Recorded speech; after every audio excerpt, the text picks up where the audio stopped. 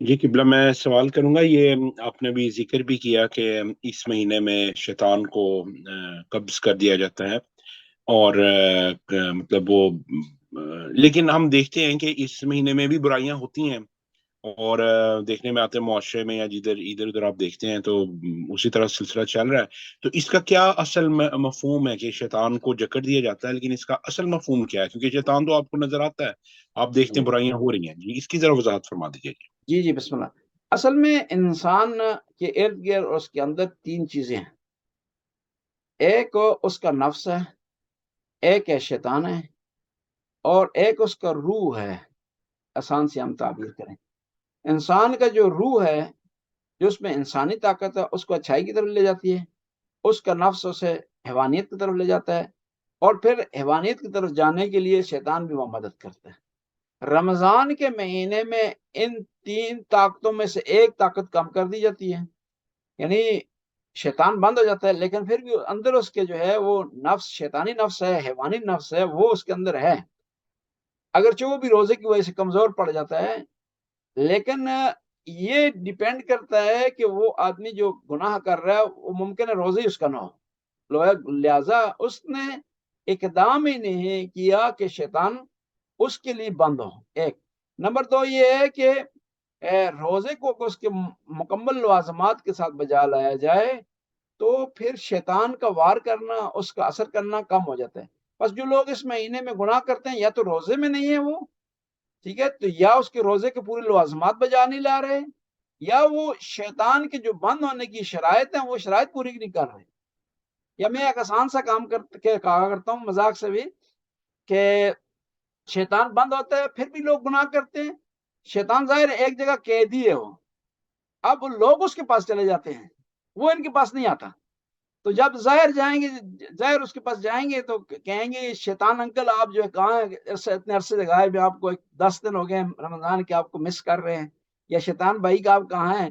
तो वो कहेगा जब आ ही गए हो, इतना तय करके, मुश्किल तय करके, ये दरबानों से गुज़र करके मेरी जेल तक, तो अब तुम्हें मैं महरूम जो है वो नहीं रखूँगा। ये एक मज़ाक तक की आती की बात है, लेकिन इसको भी किसी तरह आप जो है समझ सकते हैं इसको। जी, और ये भी थोड़ा सा इसमें फरमा दीजिए कि जिस तरह रमजान में ज़ाहिर है एहतमाम करते हैं, बहुत सारे हम सब एहतमाम करते हैं, रोजे रखते हैं और नमाज की पाबंदी ज़ाहिर है करते हैं। लेकिन देखने में आता है कि जो ही रमजान खत्म होता है तो बंदा अक्सर जो है रूटीन पे अपनी चला जाता है। तो उस बारे में भी थोड़ा बताइए कि किस तरह इसका असर जो है हम आगे रख सकते हैं, कि जो अगर कुरान पाक की हम ज्यादा तिलावत करते हैं उसको अपने अब बाकी दिनों में भी शामिल रखें। इस तरह से कोई अगर उस सिलसिले में फरमा दीजिए। जी जी, इसमें ये आसान तरीका है कि जब आप रमज़ान में एंटर हो रहे हैं ना, यकदम एंटर ना हो, आहिस्ता-आहिस्ता एंटर हो। उसका बेहतरीन हल ये है कि आप शाबान के आखिरी 10 दिनों से आहिस्ता-आहिस्ता एंटर होने की कोशिश करें।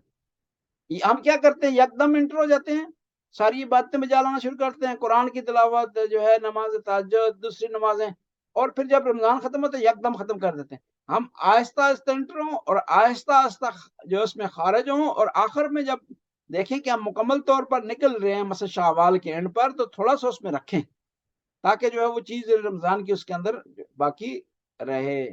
और फिर एक दफ़ा एक सोचे इंसान, ये रूटीन मैंने रमज़ान में अपनाई थी, इसमें से कौन-कौन से पहलू ऐसे हैं जो आम दिनों में मैं कर सकता हूँ और मेरी रोज़मर्रा ज़िंदगी में मुख़ल नहीं हो सकते, उनको बाकी रखने की जो है वो कोशिश करें। और फिर ज़हन में अगर हो ना, ये चीज़ें जो मैंने हासिल की हैं रमज़ान के महीने में, ये रमज़ान में इनका बहुत ज़्यादा सवाब है, लेकिन आम दिनों में भी ये दर्जा रखती हैं, आम दिनों में ये मकाम रखती हैं, आम दिनों में मुझे अपनाना चाहिए इनको।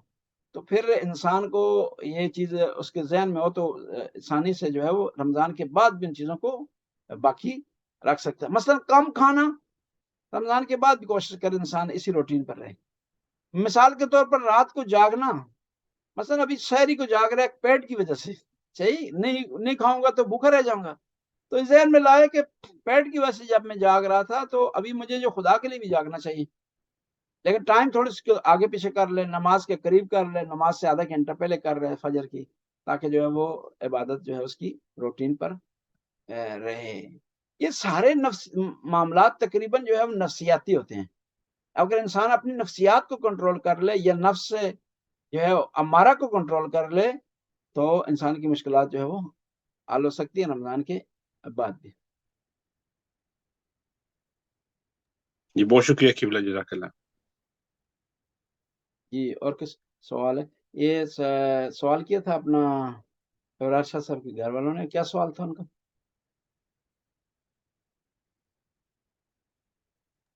جی السلام علیکم مولانا صاحب، وہ تھا کہ اگر یہ ابھی اعمال آ رہی ہیں کل سے رات کو، تو قرآن پاک کے حوالے سے کہ سپارہ بھی اگر اٹھا سکتے ہیں؟ جی یہ بات آپ کا سوال اچھا ہے۔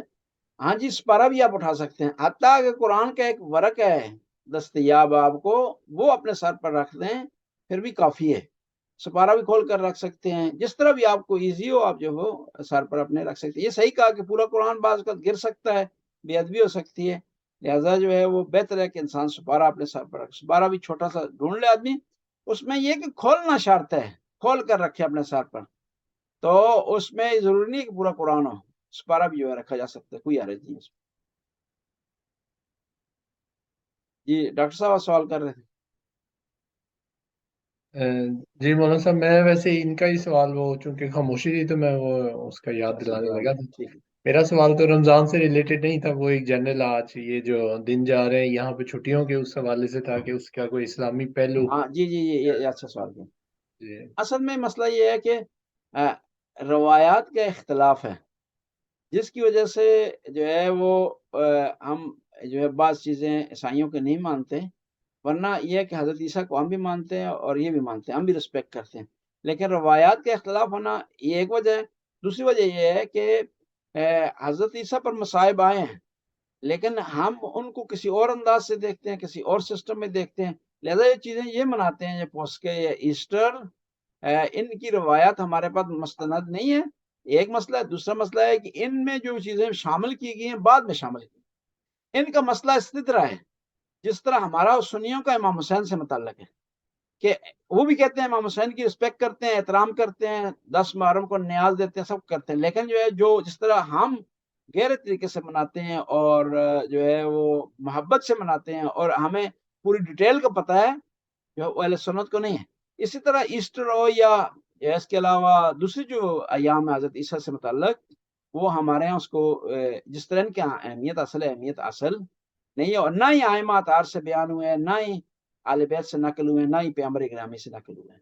لیکن یہاں تک کہ ہے کہ حضرت عیسیٰ پر ظلم ہوا ہے ان ایام میں، اس ظلم کی بنیاد پر غم منانے میں، پریشان ہونے میں، ان کا غم بیان کرنے میں کوئی جو ہے حرج نہیں ہے، لیکن پوری تفصیل سے جس طرح مناتے ہیں، مثلا وہ کوئی خاص کھانا کھاتے ہیں، یا مثلا یہ بعض ملکوں میں یہ پورے جو ہے وہ زنجیر زنی کرتے ہیں، یا اور وہ چیزیں ہمارے یہاں جو ہے وہ اس کا نہیں ہے، اور نہ ہی روایات میں بیان کی۔ ہم سارے خاص طور پر شیعان علی علیہ السلام ہم روایات کے تابع ہیں، روایت میں کس چیز کی اجازت ملی ہے تو ہم اس کو فالو کریں گے، کس چیز کی اجازت نہیں ملی تو ہم اس کو فالو نہیں کریں گے۔ جی میرے حال میں آج یہی مکمل کرتے ہیں۔ اللہم صلی علی محمد و آل محمد، یا علیم یا علیم یا غفور یا رحیم۔ خدا اس کلیل سی حاضر کو قبول و منظور فرما، ہمارے گناہوں سے درگزر فرما، نیک کام کرنے کی توفیق عطا فرما، برائیوں سے محفوظ رہنے کی توفیق عطا فرما۔ یا اللہ زمانے کے امام کے ظہور میں تعجیل فرما، یا اللہ ہمارے اس بیٹھنے کو اپنے ثواب میں شمار فرما، اور اس کا ثواب ہمارے مرحومین کے نام والے درج فرما، ان قبروں کو منور فرما، ان کے درجات کو بلند فرما۔ یا اللہ تو غفور رحیم، رحم کرنے والا کر، حاضری یہاں تشریف فرما ہے، یا اللہ ان کے مرحومین کی مغفرت فرما، خاص طور پر ڈاکٹر صاحب کے والد گرامی، ان کے سسر گرامی، اسی طرح جو ہے ابرار شاہ صاحب کے سسر گرامی، ابرار شاہ صاحب کی والدہ، یا اللہ ان تمام مومنین و مومنات ان کی مغفرت فرما۔ رمضان کے مہینے میں یا اللہ ہم سے ان کے نام اعمال میں جو ہم نیکیاں درج کروانا چاہتے ہیں درج فرما۔ یا اللہ تو غفور رحیم ہے، زمانے کے امام کے ظہور میں تعجیل فرما، ہمیں امام کے انصار میں سے قرار دے۔ ربنا آتنا فی الدنیا حسنہ وفی الآخرۃ حسنہ وقنا عذاب النار۔ اللہم صلی علی محمد۔ بہت شکریہ جی، التماس دعا قبلہ، بہت شکریہ دعا میں یاد رکھیے ساری چیز۔ جی آپ بہت شکریہ۔